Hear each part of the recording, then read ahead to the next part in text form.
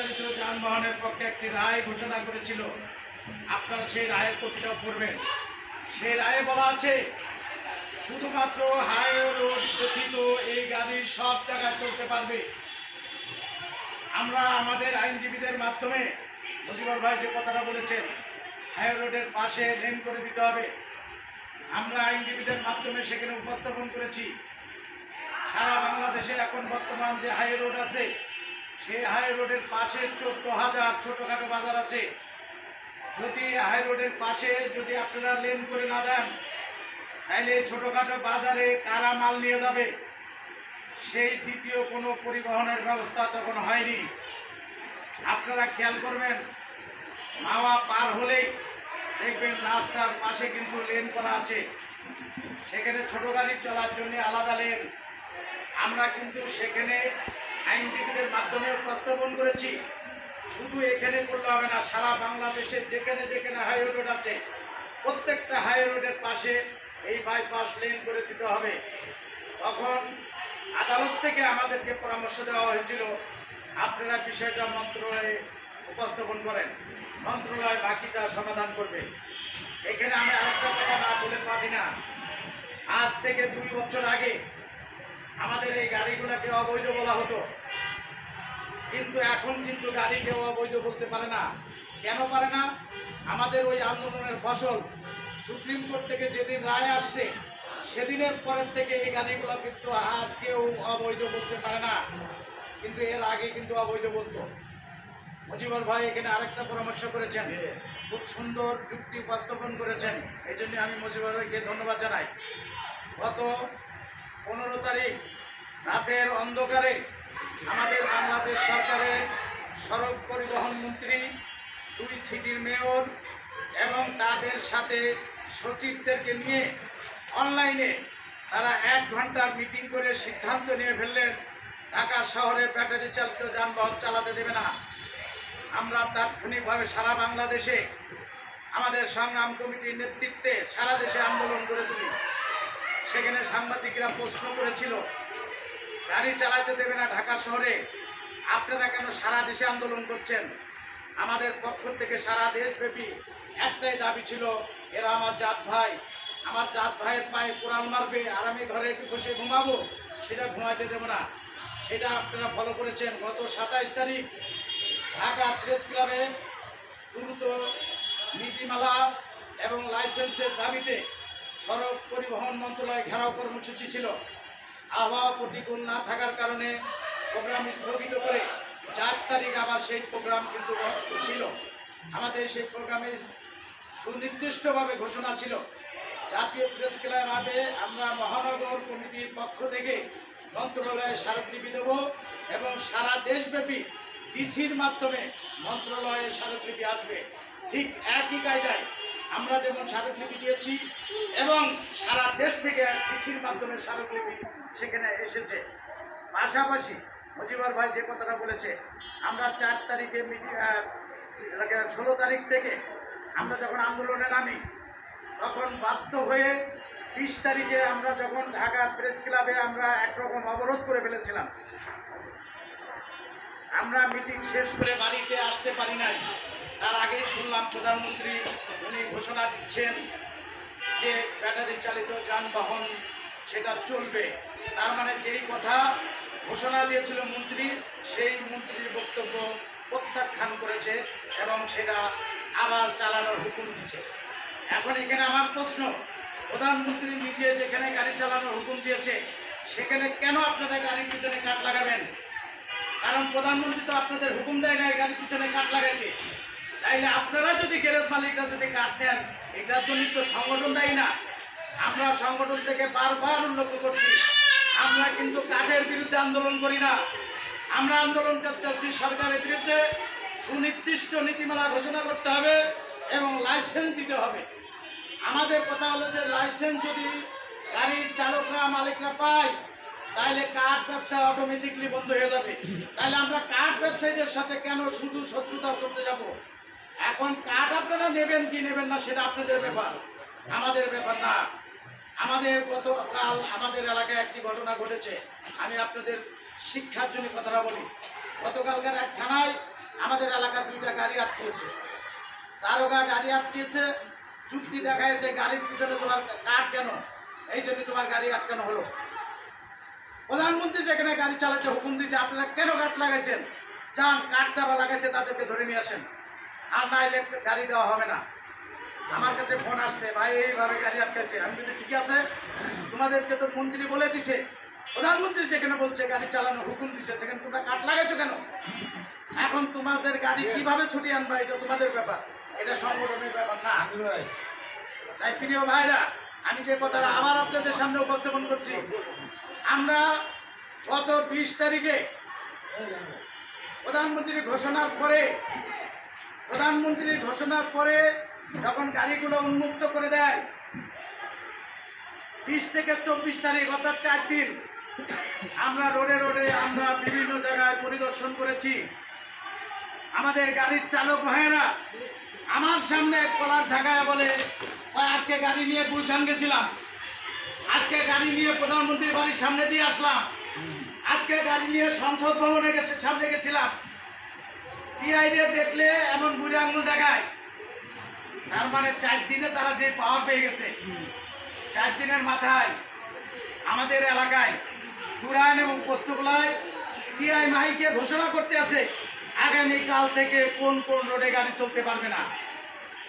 কিন্তু আগেই তো ওই যে সুপ্রিম কোর্ট যে রায় দিচ্ছে, সেই সুপ্রিম কোর্টে কিন্তু বলা আছে হাই রোডে গাড়ি চালানো যাবে না।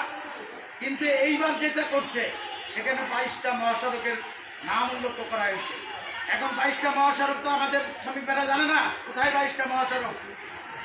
আমরা তাৎক্ষণিকভাবে পোস্তগোলার টিআই এবং জুরাইনের টিআইয়ের সাথে আমরা সংগ্রাম কমিটি করছি। আমরা বলছি যে আপনারা যে বাইকে ঘোষণা দিলেন, তাতে তো আমাদের শ্রমিকদের ভিতরে অসন্তোষ তৈরি হচ্ছে। যে কোনো মুহূর্তে আপনাদের আইন শৃঙ্খলা রক্ষাকারী বাহিনীর সাথে মারামারি হতে পারে। তাইলে আপনারা ওই 22টা মহাসড়কের তালিকা দেন আমাদের। আমরা কিন্তু তার আগেই আমরা অনলাইনের মাধ্যমে আমরা 22 মহাসড়কের তালিকা কিন্তু আমরা বের করছি। আমরা ওনাদের কাছে তালিকা চাওয়ার পরে ওনারা আমাদের কাছে একটা তালিকা দিল, যেটা ট্রাফিকের অফিস থেকে বসে নিজে হাতে তৈরি করা। আমরা ওনাদেরকে বলেছি আমরা এই তালিকা মানি না, কারণ আপনারা যে তালিকা করেছেন এটা হাতে বানানো, আর এর আগের যে তালিকা আছে সেটা সরকারি গেজেট।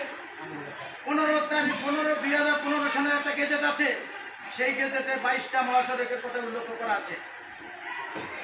সোয়ানের কাছে কি 22 মহাসড়কের কাজটা আসেনি? দাও আমার কাছে, দাও, আমি দেখাচ্ছি। তাইলে ওনারা সেই 22 মহাসড়কের তালিকা দেখাতে পারে নাই। তখন আমরা বলছি ঢাকা শহরের কোন কোন জায়গায় মহাসড়ক আর কোনটা কোনটা মহাসড়ক না, আপনারা আমাদের তালিকা দেন। ওনারা সুনির্দিষ্ট তালিকা দেখাতে পারে নাই।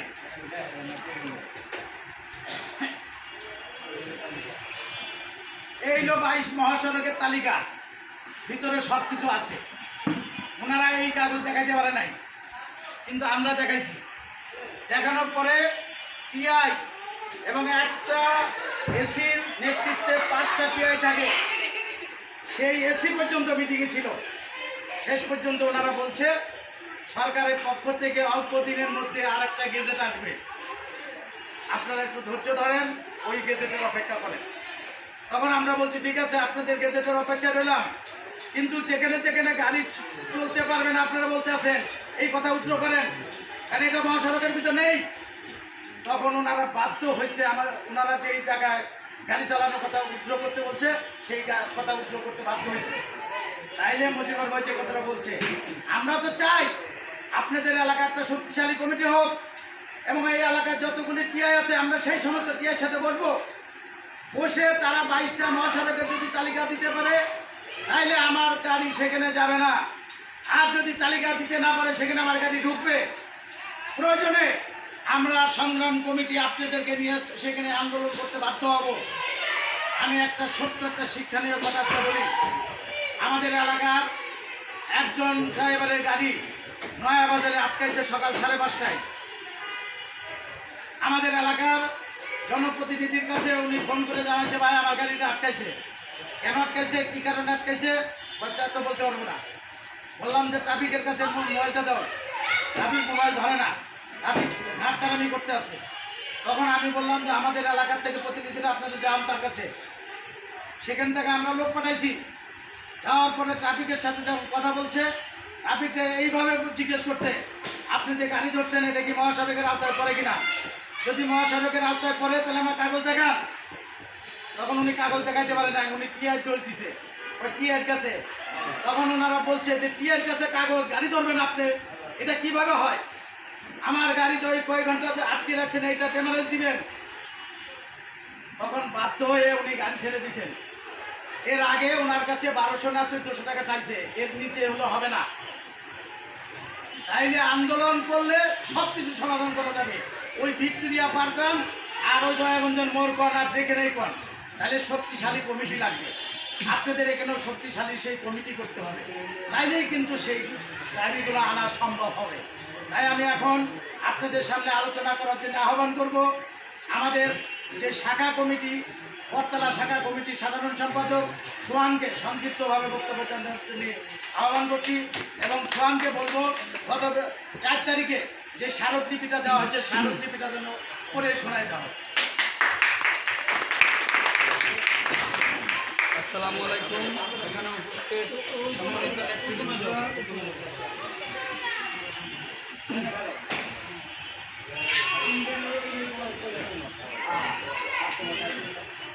রিক্সা, ব্যাটারি রিক্সা, ভ্যান ও ইজি বাইক সংগ্রাম পরিষদ কেন্দ্রীয় কমিটির বরাবর মাননীয় মন্ত্রী, সড়ক পরিবহন ও সেতু মন্ত্রণালয়, গণপ্রজাতন্ত্রী বাংলাদেশ সরকার, বাংলাদেশের সচিবালয়, ঢাকা বিষয় ব্যাটারি চালিত যানবাহনের নীতিমালা, লাইসেন্স ও আধুনিকরণ প্রসঙ্গে জনাব সারা দেশে 50 লক্ষ ব্যাটারি চালিত রিক্সা ও ইজি বাইক সমজাতীয় যানবাহনের চালকদের পক্ষ থেকে শুভেচ্ছা গ্রহণ করুন। আপনি জানেন রিক্সা চালানো কত অমানবিক পরিশ্রমের কাজ। সাম্প্রতিক প্রচণ্ড দাবদাহে যারা মৃত্যুবরণ করেছেন তাদের অধিকাংশ রিক্সা চালকদের এই পরিশ্রম লাভক করা যাত্রীদের স্বাচ্ছন্দ্যের কথা বিবেচনা করে সম্পূর্ণ দেশীয় প্রযুক্তিতে রিক্সা স্থাপন করা শুরু হয়। প্রথম দিকে নির্মাণজনক কিছুটা দুর্বলতা থাকলেও ইতিমধ্যে তার অধিকাংশই দূর করে আধুনিকায়ন করা সম্ভব হয়েছে। ফলে দ্রুত এই বাহন যেমন জনপ্রিয়তা অর্জন করেছে, তেমনি ছড়িয়ে পড়েছে সারা দেশে।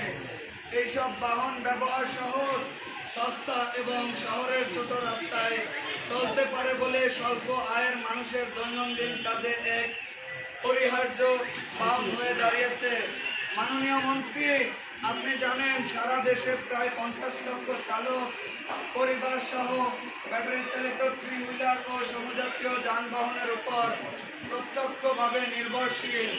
এইসব যানবাহন তৈরি, মেরামত, খুচরা যন্ত্রাংশ নির্মাণ, বিক্রি, চার্জিং সহ নানা ধরনের কাজে অসংখ্য মানুষের জীবন ও জীবিকা নির্ভরশীল। সকল জেলা ও বিভাগের নগর পরিবহন না থাকায় কোটি কোটি মানুষের এইসব পরিবহন ব্যবহার করে থাকে। এই কাজ যেমন বিপুল কর্মসংস্থার ব্যবস্থা করেছে, তেমনি দেশের অর্থনীতিতেও এক গুরুত্বপূর্ণ ভূমিকা পালন করেছে।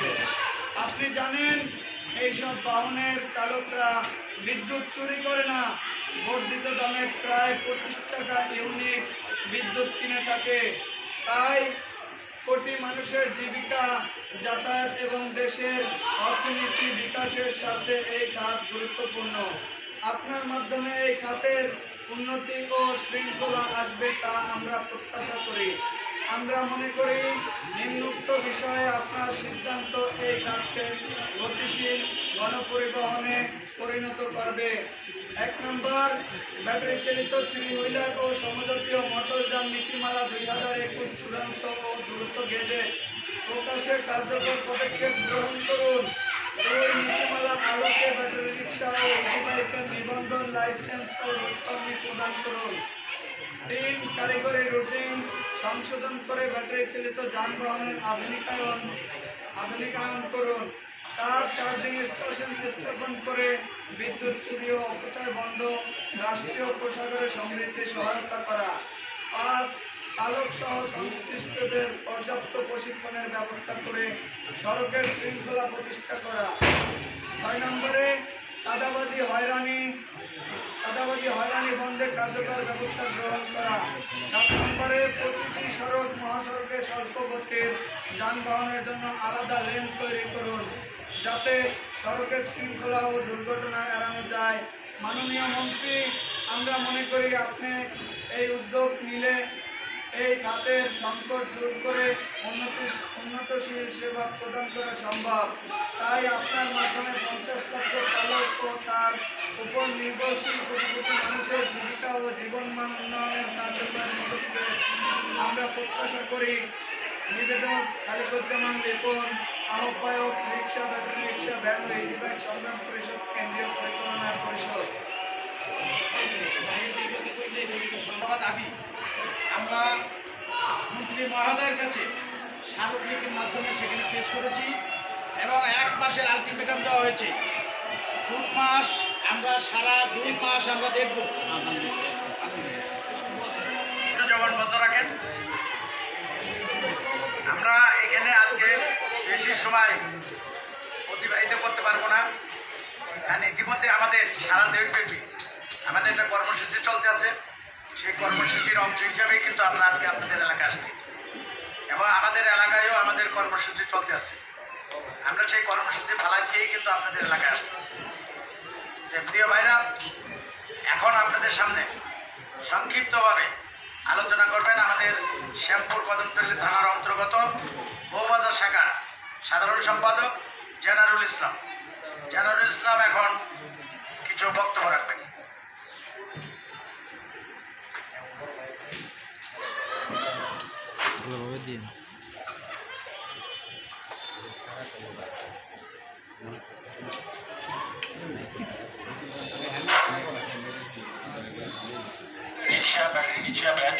সংগ্রাম পরিষদের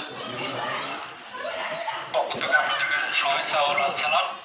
আসসালামু আলাইকুম। আমাদের বক্তব্য এখন কাজ না, বক্তব্য দেওয়ারও সময় না। এখন আপনাদের হচ্ছে এখন আমাদের সবাইকে সংগ্রাম পরিষদের সদস্য হওয়া এবং প্রতিটা গ্যারেজে গ্যারেজে কমিটি করা। আমাদের একতাবদ্ধ নাই, এই জন্যই আমরা জায়গায় জায়গায় ধরা খাচ্ছি, প্রতিবাদ করতে পারছি না। ওনারা ধরতে আসছে আর আমরা পলাচ্ছি, চোর পুলিশ খেলতেছি। আর এর মাঝখানেই কিছু অর্থ ওনারা কামাই নিচ্ছে এই ফাঁকে। 22 মহাসড়ক বলা হয়েছে, আমাদের প্রতিটা ড্রাইভারের 22 মহাসড়ক জানা উচিত।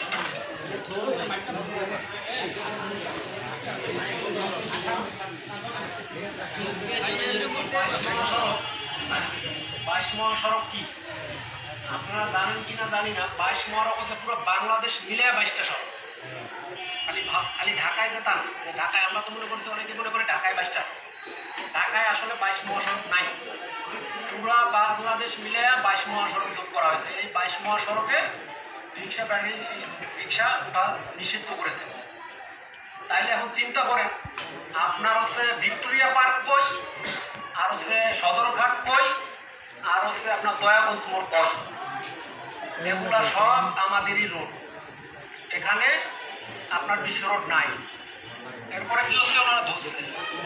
আমরা এখানে প্রতিবাদ করতে পারতাছি না, বিধেই ওনারা এই সুযোগেই সৎ ব্যবহার করে ফেলতেছে। এই সৎ ব্যবহারটা করতে দেওয়া যাবে না, এই জন্য একতাবদ্ধ হতে হবে। একটু আগে মামুন ভাই যে ঘোষণাটা দিলেন, বললেন যে আমাদের একটা গাড়ি ধরছিল, সেই গাড়িটা আমি ছাড়াই সদস্য ফোরাম, এই গাড়িটা ধরছে 5:30 বাজে, ভোর 5:30 বাজে। তখন আমি ছিলাম 4টা বাজে, আমি সদরঘাট গেছি, আমি নিজেও গাড়ি চালাই। আমি সদরঘাট বসেছি, বসার পরে প্রায় 1.5 ঘন্টা পর আমি যাত্রী গেছি। 5টা বাজে আমি বউবাজার এলাকায় গেছি। বউবাজার এলাকায় যাত্রী নামা দিয়ে আমি আমার গ্যারেজের সামনে যা বসছি, এর মধ্যেই আমার কাছে ফোন আসছে, এই যে একটু খারাপ, এ হচ্ছে শুভ, এও গাড়ি চালায়, এর হচ্ছে নৌকাবুকি, এর গাড়িটাই ধরছে। এ ফোন দিচ্ছে একজনরে, সে ছিল শ্যামবাজার, উনি আবার ফোন দিচ্ছে আমারে, বসো। এ আমার ফোন দিয়ে করতেছে গাড়ি ধরছে। আমি তাৎক্ষণিকভাবে নেতারে ফোন দিই, ভাই এই অবস্থা কি করা যায়? কয় ওনারে ফোন দাও, কথা বলি। পরে বললাম না তো ফোন নেই না। কয় তাহলে তুমি আর এই শাহজাহান চলে যাও।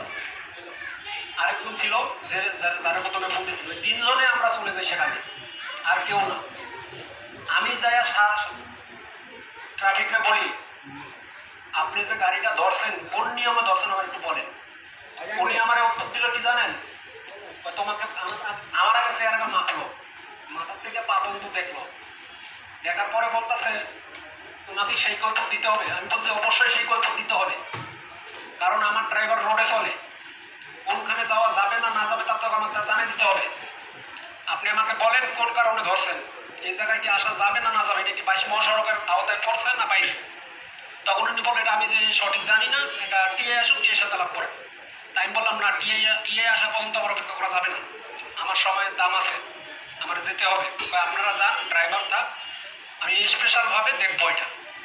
আমি থাকতেই দেখেন, আমি বলতে যাবে টিএ আসবে 10টার দিকে, আমি 10টা পর্যন্ত অপেক্ষা করা যাবে না, কি করতে হবে। আমি বললাম আমার কাছে কাগজ আছে, আমার কাগজ দেখেন, এই কাগজের ভিতরে যদি 22 মহাসড়ক এটা থাকে তাহলে আপনারা হচ্ছে রেকার বিল করেন, আমি রেকার বিল দিয়ে গাড়ি নিয়ে যাবো। আর যদি না থাকে গাড়ি আল্লাহর রাস্তায় ছেড়ে দিবেন। তারপরে উনি বলে টিএ আসো, টিএ আসো।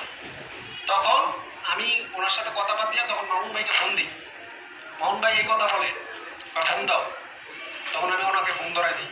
বাদ বাকি কথা উনি বলে, পড়ার পরে কিছুক্ষণ পরে গাড়িটা ছেড়ে দেয়। তো যেখানেই গাড়ি ধরবে আপনারা প্রতিবাদ করবেন যে আমার গাড়িটা তো ধরেন, আমি কি 22 মহাসড়কের ভিতরে আছে কিনা, দেখবেন ওনারা কিছু উঠতে বাধ্য হবে।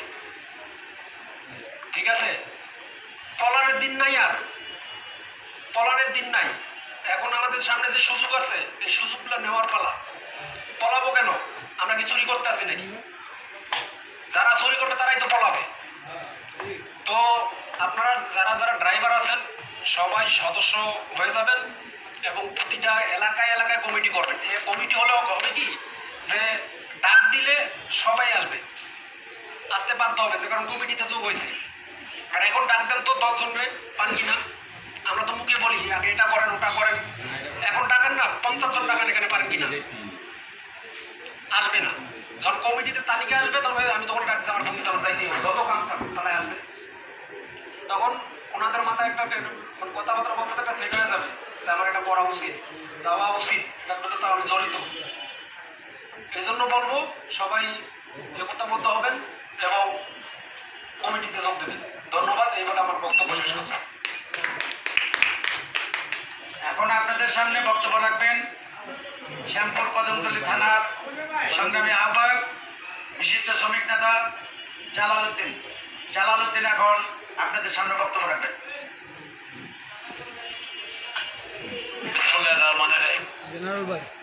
বক্তব্য রাখবো এখনো কিছু নাই, কিন্তু আমরা এখানে কেন এসেছি এটাই আমাদের মেন উদ্দেশ্য।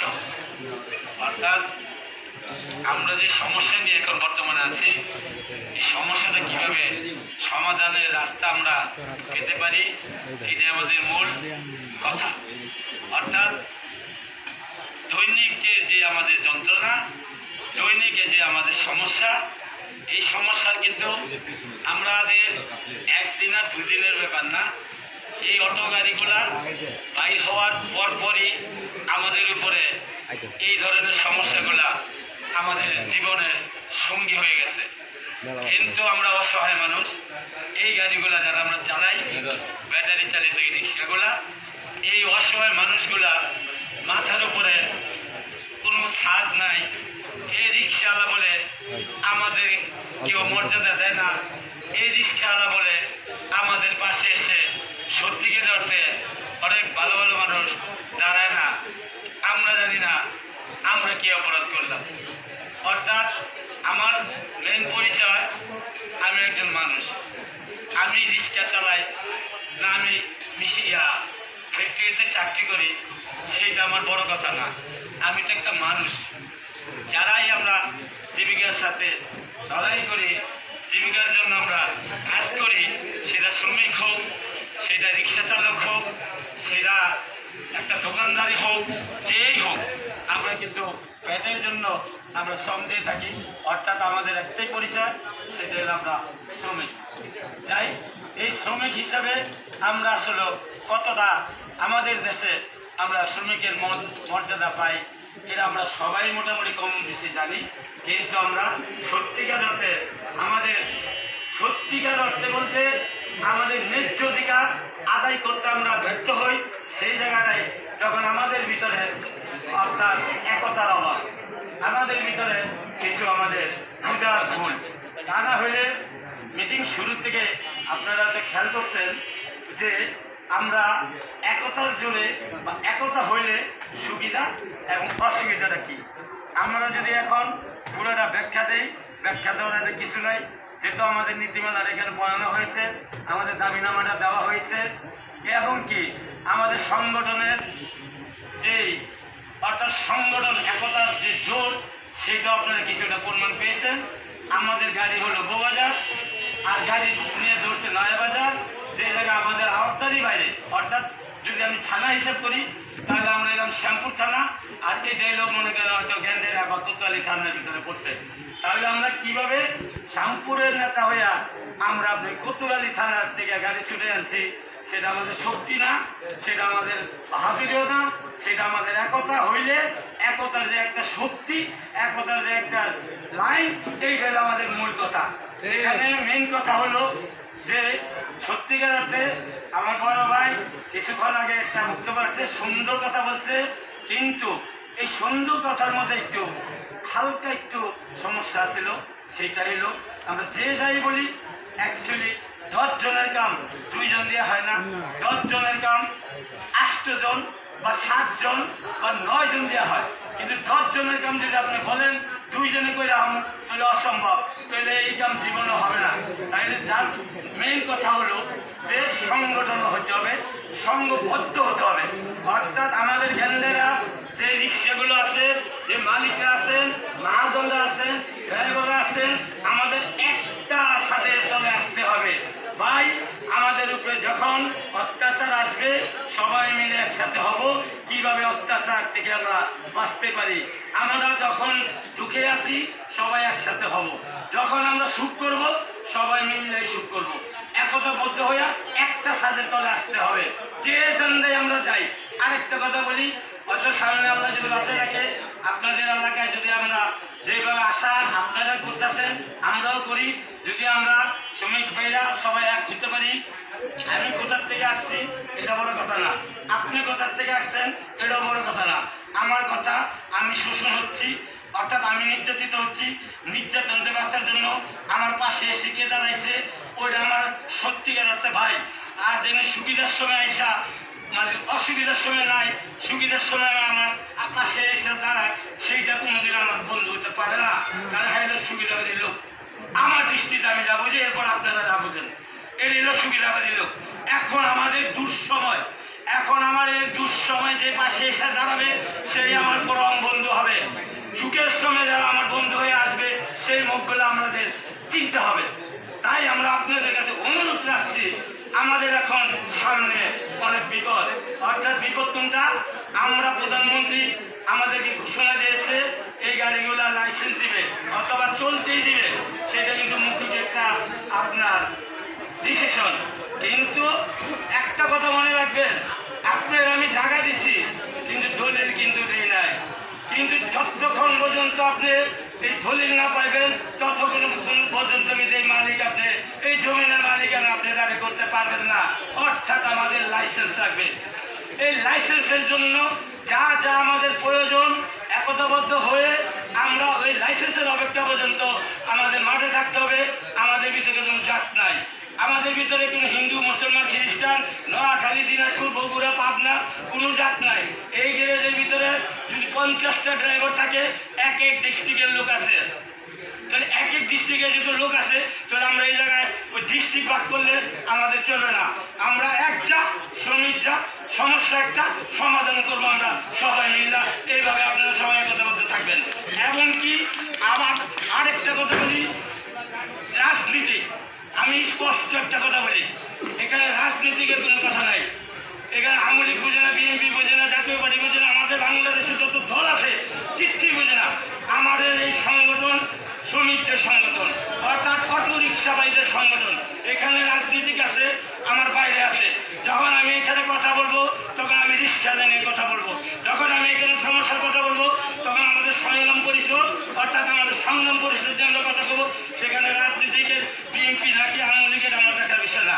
কিন্তু আমরা যখন এখান থেকে চলে যাবো, যার যার নীতি, হ্যাঁ হ্যাঁ রাজনীতি করবো। কিন্তু এই জায়গায় আমরা এই ধরনের কথা আনলে আমাদের ভিতরে দ্বিধাভক্ত হবে। আমাদের দ্বিধাভক্ত দরকার নাই, আমরা একতাবদ্ধ হয়ে আমাদের এই রিক্সার সমস্যা কিভাবে আমরা সমাধান করতে পারি এই চেষ্টায় থাকতে হবে। তাই যাই, আমি আর বেশি কথা বলবো না, কারণ তিল তিল করে এই